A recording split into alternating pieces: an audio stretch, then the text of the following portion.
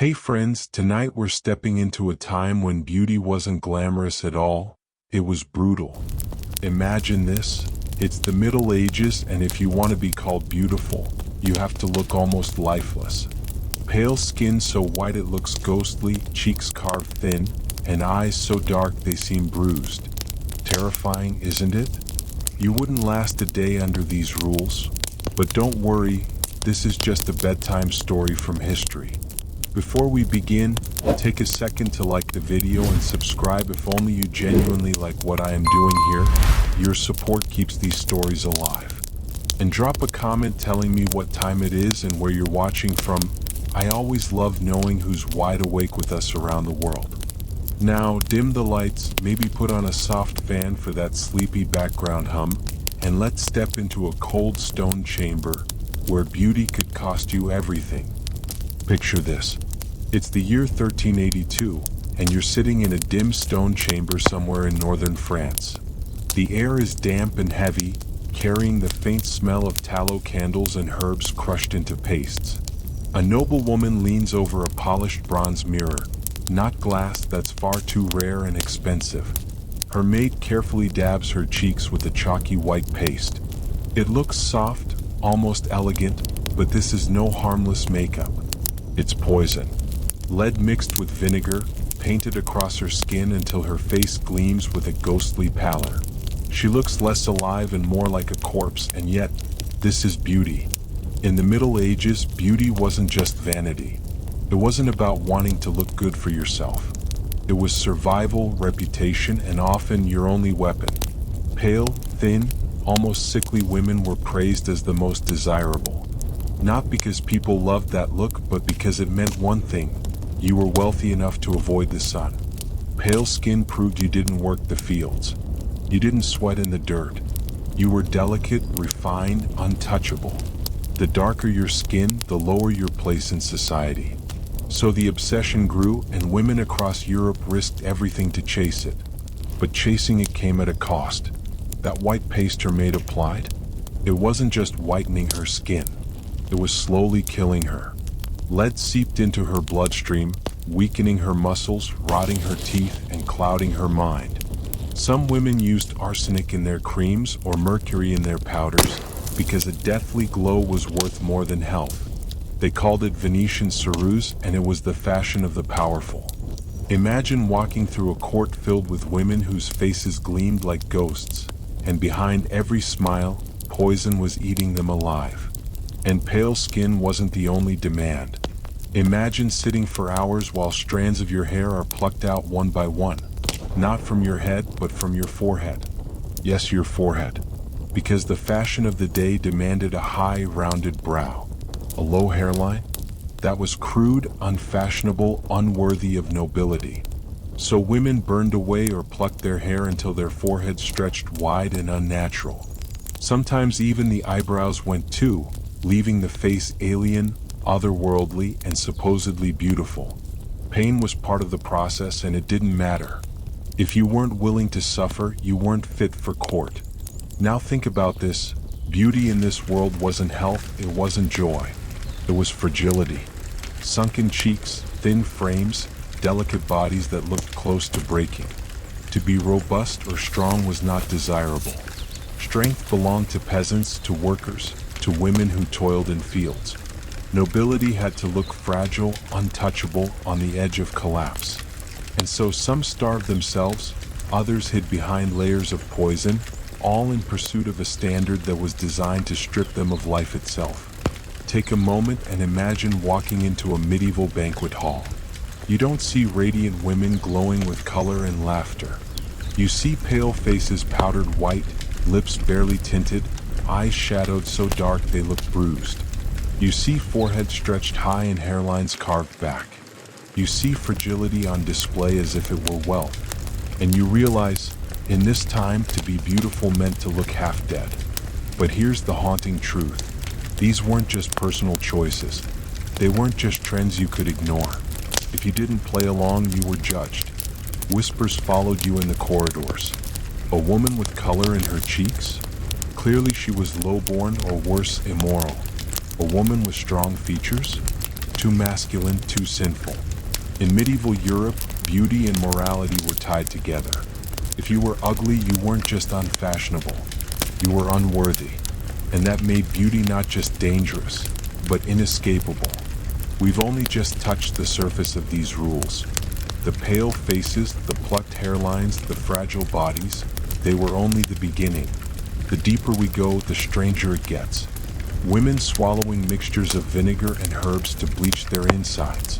Powders made from ground insects. Lip stains made from mercury. Rituals so bizarre and so dangerous you'll wonder how anyone survived them at all. And so, as the candles in this cold stone chamber flicker lower, and the shadows creep higher across the wall, I'll leave you with this thought. If you were born into this world, would you risk your health, your mind, even your life just to be called beautiful? Because in the Middle Ages, you didn't have a choice. Close your eyes for a moment and imagine standing in front of a mirror. Not a sleek glass one like we have today, but a piece of polished metal, the surface rippling and cloudy, throwing back a distorted version of your face. Now imagine leaning closer, candlelight flickering, as your maid picks up a pair of tweezers made of iron. She reaches for your hairline and begins to pluck. One by one, strands are yanked out, leaving behind little red welts on your forehead. This isn't punishment. This isn't torture. This is fashion. In the Middle Ages, the most coveted feature on a woman's face was not her eyes, not her lips, not even her skin. It was her forehead. The higher, the broader, the smoother it was, the more beautiful she became. A wide forehead was the mark of nobility, refinement, and almost otherworldly grace. A low hairline? That was crude, common, practically animalistic. So women across Europe submitted to this strange ritual. Picture the sound of hair tearing away, the sting as each root comes loose. Some women plucked not only their hairlines but also their eyebrows, stripping them away entirely. The ideal look was a vast, smooth canvas of pale skin stretching from the brow to the scalp. The face looked elongated, alien, almost doll-like. And yet, in the candlelit courts of Europe, this was enchanting. This was desirable. But plucking wasn't always enough. Some women went further. They rubbed their hairlines with caustic solutions, mixtures of walnut oil, vinegar, and even quicklime to burn the hair follicles away. Others singed the roots with heated instruments, the smell of scorched hair filling the chamber. These methods scarred the skin, left blisters, and sometimes caused infections that spread dangerously. Still, the ritual continued because beauty was worth the risk. Let's pause here and think about why. Why would a culture fixate so obsessively on the forehead? The answer lies partly in symbolism. In medieval Europe, physical features were often tied to moral and spiritual qualities. A high, wide forehead was linked to intelligence, wisdom, and purity. It framed the eyes, which were thought to be the windows to the soul. To lack this broad, shining forehead was to lack refinement. And so women carved their faces to fit an ideal that wasn't just aesthetic, it was moral. Now picture walking into a medieval court, say the court of Burgundy in the 15th century. The hall is lit with torches, tapestries hang heavy on the walls, and the air is thick with perfume masking the scent of unwashed bodies. The noble women gathered, their looks striking, but not in the way we'd expect. Their faces gleam pale, powdered with lead. Their foreheads rise unnaturally high, bare of eyebrows. Their eyes look wide and shadowed beneath the pale expanse above. The effect is haunting, almost spectral. And in this world, that was beauty. But the obsession with hair didn't stop at the forehead. Medieval beauty rules dictated how every strand should be treated, displayed, or hidden. Unmarried women often wore their hair long and loose, cascading down their backs, a symbol of youth and virginity. But once married, that freedom vanished. Respectable women were expected to cover their hair beneath veils, wimples, or elaborate headdresses. To leave it exposed was considered indecent, even sinful, inviting whispers of promiscuity. Yet paradoxically, hair itself remained a potent symbol of beauty. Golden hair was especially prized. Chroniclers often describe noble women as having shimmering blonde locks, comparing them to threads of sunlight or rivers of gold. Some women lighten their hair with concoctions of saffron, onion skins, or even urine, leaving it to bleach under the sun. The irony? Pale skin was valued because it meant avoiding the sun, but golden hair meant sitting directly under its burning rays. There are stories of women sitting on rooftops for hours, their hair spread out like fans, coated with sticky pastes, praying that the light would bleach it into the perfect shade. It must have been a strange sight, a row of noble women baking their scalps beneath the summer heat, risking burns, headaches, and fainting, all for the shimmer of blonde strands that marked them as desirable. And if natural light didn't do the job, dye stepped in. Some women used mixtures that contained lye or other corrosive chemicals to alter their color. These burned the scalp, left sores, and caused hair to fall out. But again, beauty demanded sacrifice. Better to risk baldness than to endure the shame of dull, lifeless hair. Speaking of baldness, there's something chilling here. In a world that prized long golden locks on one hand and high-plucked foreheads on the other, hair was both celebrated and destroyed. A woman might bleach her tresses while simultaneously tearing them away from her brow. She might spend hours covering her hair beneath veils, only to be judged on how it shone when unveiled. And this contradiction reveals the truth. Beauty was never about what women wanted. It was about control. Consider this. Monks and priests often condemned women's hair as dangerous, a source of temptation leading men into sin. To cover it was to protect morality. But in the same breath, men praised golden hair as a divine gift, a sign of virtue and grace. Women were trapped between shame and admiration, forced to manipulate every strand to meet impossible expectations. Too much hair, indecent. Too little, unattractive. The balance was razor thin, and the punishment for falling short was ridicule, gossip, or exclusion from courtly life. And then there were the headdresses. Some of the most extravagant styles came out of Burgundy and France in the late Middle Ages. Imagine towering cone-shaped hennons, stretching nearly 3 feet high, with veils cascading down like waterfalls. These were not just fashion statements, they were status symbols. The taller your hennin, the higher your social standing. But wearing one was no easy feat. They were heavy, unstable, and awkward, forcing women to move stiffly, carefully, always aware of the precarious tower on their heads. Some hennins were so tall they couldn't fit through doorways without tilting. Women leaned sideways just to pass from one room to another. Others required servants to help arrange the flowing veils. But the inconvenience was worth it. In a world where appearances could elevate your reputation or ruin it, a hennin wasn't just clothing, it was power. Imagine now the daily life of a noble woman in this era. Hours spent plucking, bleaching, burning, and covering her hair. The sting of tweezers on her brow. The ache of holding a pose while her maid arranged her headdress. The dizziness of sitting beneath the sun to lighten her locks. The constant fear of infection, bald patches, or ridicule.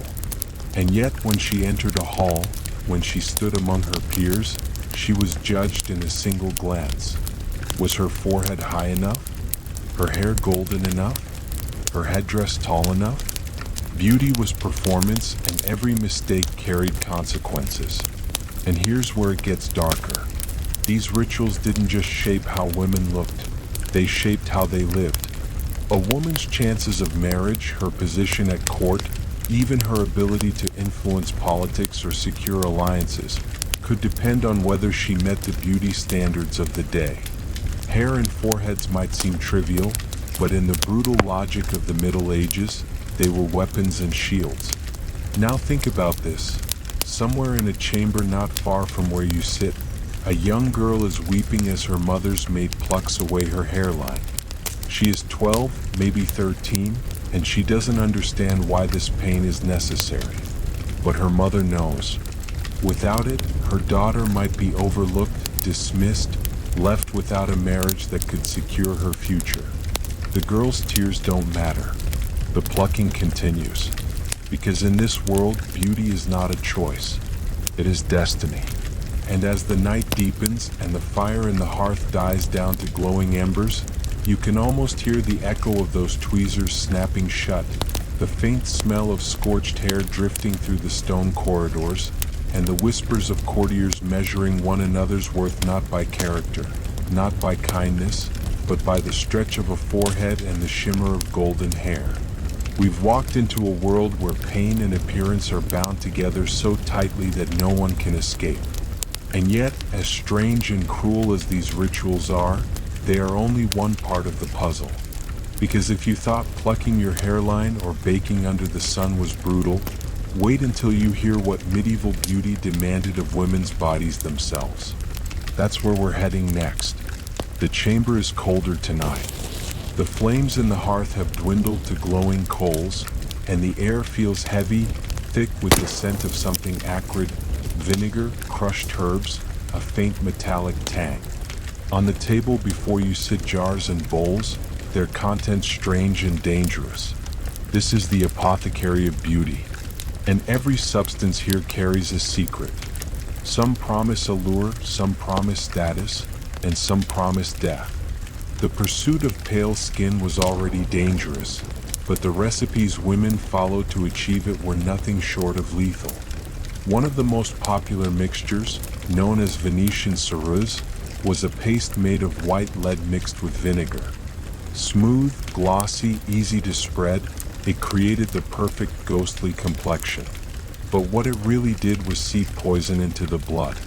Prolonged use caused blackened teeth, trembling hands, and madness. Some women lost patches of their skin, their flesh eaten away by the very substance meant to beautify it. Yet they continued to apply it daily because appearing flawless was worth more than health. Other recipes were even more grotesque. Imagine grinding up the bodies of insects, cochineal beetles, crushed into a vivid red powder. Mix it with egg whites or animal fat and you have a lip stain or a blush. The bright red gave cheeks the illusion of vitality, even on a body weakened by starvation. But insects were not the only source of color. Mercury sulfide, known as cinnabar, was used to paint lips a brilliant red. Mercury, of course, is highly toxic. Slowly, silently, it destroyed the nervous system, causing tremors, memory loss, and insanity. And still, women pressed it to their mouths, kissed it into their skin, believing that beauty justified the risk. There were other secrets too. To make eyes shine with brightness, some women dropped belladonna, deadly nightshade, directly into their eyes. The poison dilated their pupils, making them appear larger, darker, more alluring. But the cost was blindness. The longer the drops were used, the more vision deteriorated, until beauty's gift became permanent darkness. Imagine the cruel irony of sacrificing your sight, never to see your reflection again, just to be thought beautiful. The powders were no safer. Face powders could be made from ground alabaster, chalk, or flour. But the most luxurious powders contained arsenic. Dusting this across the skin gave a soft, radiant glow, but arsenic is a slow killer. Over time, it caused organ failure. The women who wore it daily might look luminous in court, but their bodies decayed in silence beneath the surface. And cosmetics weren't confined to the face. To whiten teeth, some women rinsed their mouths with solutions of vinegar and salt, which eroded enamel. Others used powdered pumice stone or even ground bones to scrub their teeth white, tearing away the enamel until their gums bled. The result was a fleeting flash of whiteness followed by years of pain and rot. In a world with no dentists, these were gambles that could leave a woman unable to eat without agony. Perfumes were another weapon in this arsenal of beauty. Strong scents of rose, lavender, or musk masked the lack of bathing. But some perfumes were distilled with toxic ingredients, camphor, lead, or mercury. These vapors, inhaled daily, affected the lungs, poisoned the blood, and shortened lives. Yet women drenched themselves in these fragrances, because to smell sweet was as important as to look perfect. And then there were the internal cosmetics, potions meant to beautify from the inside out. Some women drank concoctions of vinegar and honey to slim the body and clear the skin. Others swallowed tonics made with lead salts or antimony, a metallic compound thought to purge the body of impurities. These substances acted like poisons, causing violent vomiting and diarrhea. The women believed this suffering was cleansing, that it purged not only sickness but ugliness. In truth, it weakened them further, leaving their bodies frail and brittle. Picture the scene. A noblewoman sits in her chamber, lifting a small silver vial to her lips. Inside is a liquid that shimmers faintly, laced with mercury and herbs. She swallows it in one quick motion, grimacing as the metallic taste burns her throat. She believes it will make her skin glow, her figure slim, her beauty eternal. She doesn't know it is eating her alive from within. What makes this even more haunting is how knowledge of these poisons existed, and yet was ignored. Physicians and apothecaries warned of the dangers. Monks and priests condemned the vanity of cosmetics, calling them the tools of the devil.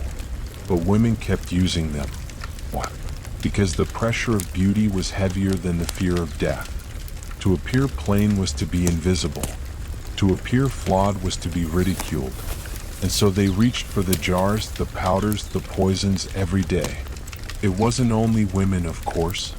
Men, too, dabbled in cosmetics, dyes to darken their beards, powders to soften their skin, perfumes to mask the odor of sweat. But women bore the heaviest burden. Their beauty was tied to their worth, their future, their survival. Men might indulge, but women had no choice.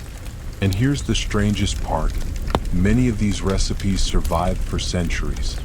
Venetian ceruse was still used by noble women in the Renaissance, long after its dangers were known. Belladonna drops remained fashionable well into the 16th century. Mercury continued to stain lips red. The poisons of the Middle Ages cast a long shadow, shaping beauty rituals for generations to come. As the candle gutters low and the shadows creep higher along the stone walls, you can almost see the ghostly faces of those women.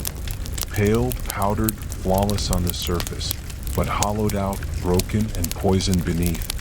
Their beauty was a mask, a fragile illusion paid for with pain, suffering, and early death. And yet, for them, the mask was everything. But cosmetics were only one layer of this brutal world. Beyond powders and potions lay something even stranger. The superstitions and mystical rituals that people believed could change beauty itself. Amulets, charms, whispered spells, even blood rituals. Practices that blurred the line between medicine, magic, and madness. And that is where we turn next. The fire is gone now. The chamber lies in shadow, and the only light comes from the moon, seeping pale through a narrow slit of a window. The air feels charged as if unseen forces are pressing close. You are no longer surrounded by jars and powders. Instead, the table before you is scattered with talismans, bones, herbs tied in bundles, and scraps of parchment scrawled with symbols. This is not the apothecary. This is the realm of superstition, where beauty is shaped not only by hand and poison, but by the unseen. In the medieval world, people believed beauty was not just skin deep. It was a reflection of the soul, the favor of God, or the curse of the devil. To be ugly was not merely unfortunate, it could mean you were sinful, cursed, or marked by evil. And so, people turned to charms and rituals to bend fate in their favor. Take, for example, the practice of carrying beauty amulets. Women would wear small pouches around their necks filled with herbs thought to enhance attractiveness. Rosemary for radiance, thyme for youth, lavender for charm. Sometimes animal parts were added, the tooth of a wolf, the feather of a dove, or even powdered horn. The belief was that these natural objects carried power that could seep into the body and transform the wearer's appearance. Imagine a noble woman, already powdered white and painted red, fastening a tiny leather pouch beneath her gown, convinced that its hidden contents were the true key to her beauty. There were also prayers, whispered incantations spoken at dawn while washing one's face. Some medieval texts described formulas where women would wash in spring water gathered under the light of the full moon, while reciting verses from the Psalms or invoking the Virgin Mary. The belief was that divine blessing would smooth the skin, brighten the eyes, and keep age at bay. Beauty was not just a matter of earthly powders, but of heavenly favor. But the line between prayer and magic blurred easily. A peasant girl might murmur a blessing over river water before splashing it on her cheeks, while her neighbor chanted a spell calling upon unseen spirits to banish blemish and summon glow. To the church, both practices looked the same: vanity, sin, witchcraft. And indeed, women who sought beauty through charms sometimes faced accusations of sorcery. Some rituals were far darker. A chilling belief held that washing your face in the blood of a dove could preserve youth. Others whispered that bathing in the blood of virgins or children could keep skin unwrinkled and glowing. While most of these were rumors or exaggerations, they reveal how deeply people connected blood, vitality, and beauty. The most infamous example, centuries later, would be Elizabeth Bathory, the Blood Countess of Hungary, accused of bathing in the blood of young girls to preserve her youth. Her legend may be exaggerated, but it echoes the whispers that had haunted Europe for centuries before her. Even stranger were the beliefs about the moon and stars. The phases of the moon were thought to influence beauty rituals. Cutting one's hair during a waxing moon was said to make it grow thick and lustrous. Washing the face at sunrise was believed to bring radiance. Some women even lay beneath the open sky, exposing their faces to starlight, convinced it would bleach their skin pale. The heavens themselves became tools of beauty, an invisible cosmetic mirror. But beauty magic wasn't always gentle. Some practices bordered on the grotesque. In rural villages, people believed rubbing the fat of certain animals onto the skin could smooth wrinkles or heal blemishes. The fat of a goose, a pig, or even a bear was smeared across faces at night, left to soak in as the sleeper dreamed. Others used ground-up toads or frogs as poultices, believing their essence could draw out impurities. Imagine lying in the dark, your skin smeared with animal fat, your face sticky with frog paste, while hoping to wake radiant by dawn. And then there were curses, because if charms could beautify, they could also destroy. Ugly spells, whispered by jealous rivals, were thought to cause warts, boils, or hair loss. A young woman who suddenly developed a skin blemish might fear she was under a hex. Some even believed beauty itself could be stolen, transferred from one woman to another by magical means. The concept of the evil eye thrived in this time. A single jealous glance could wither your looks, dim your radiance, and curse you to fade. Superstition did not exist in isolation. It fed into society's cruelty. A woman considered too beautiful might be accused of witchcraft, as if her beauty itself was unnatural.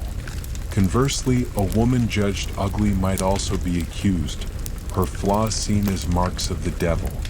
Beauty was a double-edged sword. Too much of it could kill you, too little of it could ruin you. Now imagine this: a maiden at a village well, drawing water by moonlight. She pauses, dipping her hands into the cold water, and whispers an incantation taught by her grandmother. She washes her face slowly, murmuring words meant to keep her skin fair. But in the shadows, someone watches, and tomorrow whispers of witchcraft will follow her through the village. Her simple ritual, innocent in her eyes, may cost her life. This is where beauty in the Middle Ages becomes truly terrifying. It was not just about powders and poisons, but about unseen forces, accusations, and the fear that one's appearance could decide one's fate. Beauty was never safe. It could be a blessing or it could be a curse. And behind all of these rituals, behind the charms and the blood and the prayers, lies a darker truth. In a world ruled by superstition, women had little control. Their bodies became battlegrounds of faith and fear. They reached for whatever scraps of power they could, a pouch of herbs, a whispered spell, even if it meant risking damnation. The chamber feels colder now. You can almost hear the whispers of those women, muttering prayers and charms, their voices blending into the wind. Some believed they were invoking angels, others demons, but all were chasing the same thing. A fleeting glimpse of beauty, enough to survive another day. And yet, superstition was only one side of the story. Beyond the whispers of magic came something far more brutal, something tangible, something enforced not by spells but by the hands of society itself. The physical tortures of beauty. Devices of pain, instruments of control, the machinery of appearance. And that is where we go next. The chamber is silent, save for the faint creak of wood and the metallic scrape of iron. Before you sits not jars of powder or charms of herbs, but tools, strange, menacing, cruel. They are laid out neatly on the table. Combs with teeth like knives, irons twisted into unnatural shapes, bands of leather and wooden blocks. This is the hidden arsenal of medieval beauty, a world where perfection was beaten, burned, and bound into the flesh. Let's begin with the simplest and yet the most relentless, tight binding. Women in the Middle Ages often wrapped their waists in bands of cloth or stiffened leather to create a slimmer figure. It wasn't the steel-boned corset of the Renaissance just yet, but the idea was the same. Compress the body until it looked smaller. Layers of fabric pressed against ribs, squeezing breath shallow. To endure it daily meant discomfort, faintness, sometimes even damage to the ribs and spine. And yet, a narrow waist signaled refinement. A woman's suffering was hidden beneath her gown, invisible to all except her aching body. Then there was the head, always the most scrutinized part of beauty. We've already seen how foreheads were plucked bare, but some women went further, using heated irons to shape their hair. These early curling tongs were nothing more than metal rods placed into fire until red hot, then clamped onto strands of hair. Imagine the hiss, the smell of singed locks, the skin of the scalp blistering at the edges. Yet this was endured to create waves, curls, or sometimes simply to tame wild hair into fashionable obedience. Beauty meant not only risk of poison, but the risk of fire.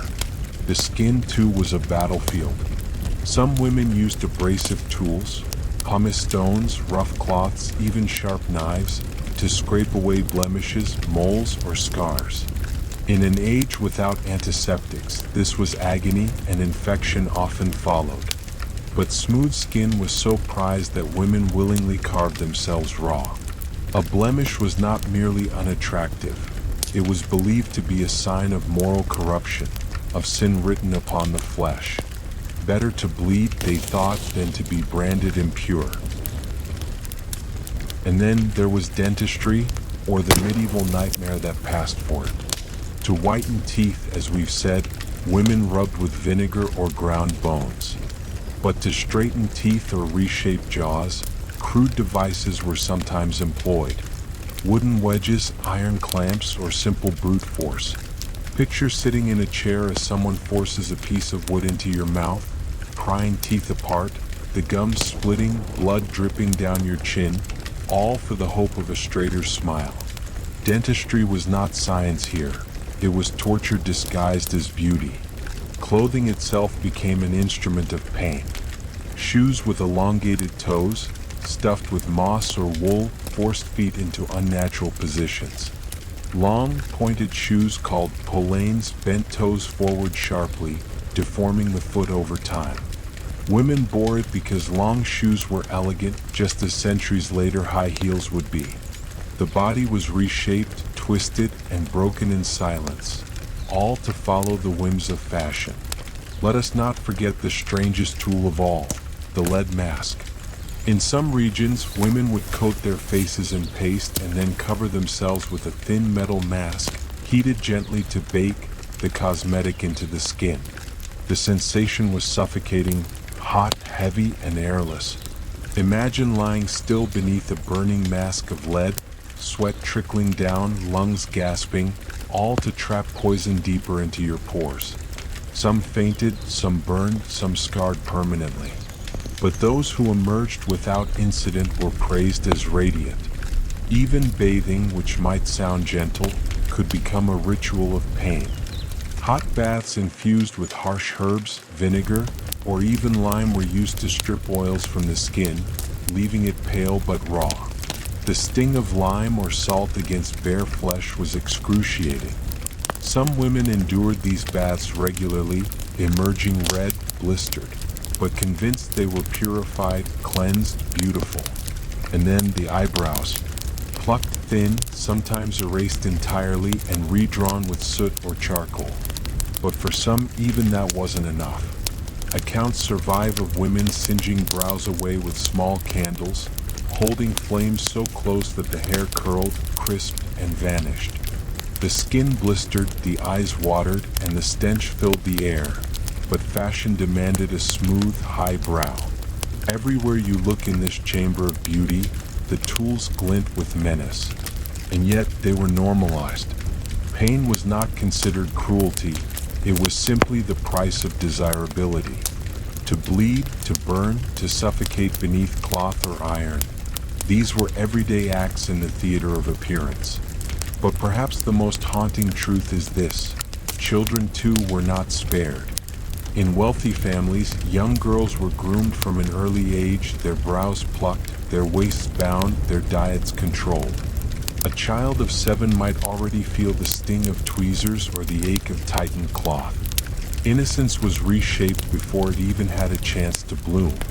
Now, close your eyes and imagine it: a medieval lady seated before her maid.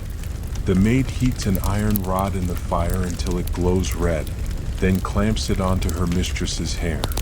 The hiss fills the room, the smell of burning flesh curls upward, and the lady clenches her teeth against the scream rising in her throat. When it is over, her hair falls in obedient waves. She smiles faintly in the mirror, though her scalp throbs. For her, the agony is victory. And yet, all of this pain, all of this burning and scraping and suffocating was not the end. Because beauty was not only sculpted by tools. It was judged by society, enforced by men, and sometimes punished by law.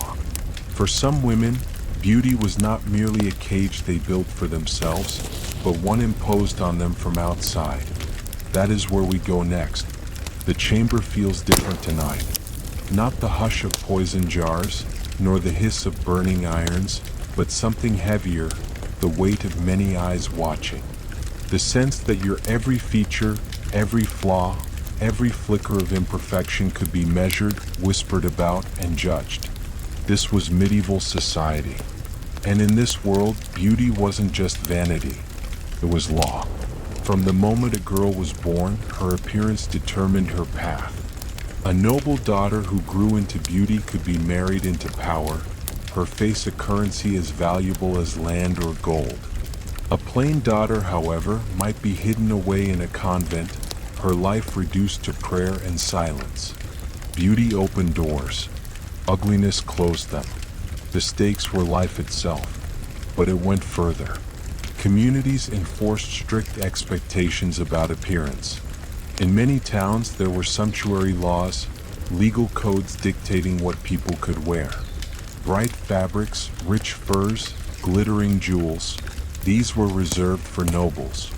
Common women caught imitating noble beauty could be fined, whipped, even imprisoned. In some cases, their garments were seized and publicly destroyed. Imagine the humiliation. A young woman walking proudly in a dress she saved months to afford, only to be stripped and shamed in front of her neighbors, her beauty declared illegal.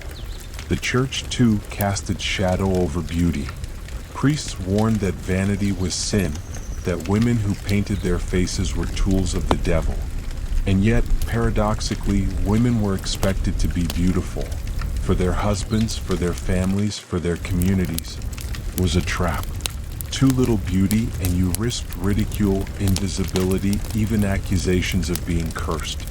Too much beauty and you risked being called a witch, a temptress, or a sinner. Women walked a razor's edge, judged no matter which side they fell on.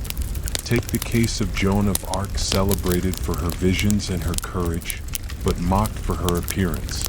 Some chroniclers sneered at her cropped hair and plain face, claiming it was unnatural, unfeminine. Others, unable to reconcile her power with her purity, accused her of using beauty to bewitch men. Whether plain or radiant, Joan was condemned. Her body became a canvas for society's fears, and ultimately her body was burned. Even outside the courts and churches, ordinary people policed beauty. A woman considered too proud of her looks might be targeted by cruel songs, gossip, or even physical attacks.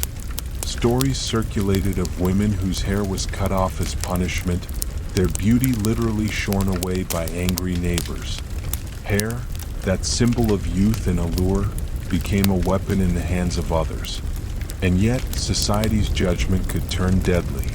The witch trials of later centuries have their roots here, in the medieval suspicion of female beauty. A woman with flawless skin might be accused of using sorcery. A woman with blemishes might be accused of being cursed. There was no safe face. Beauty and ugliness alike could condemn you. But let's step into a more intimate scene.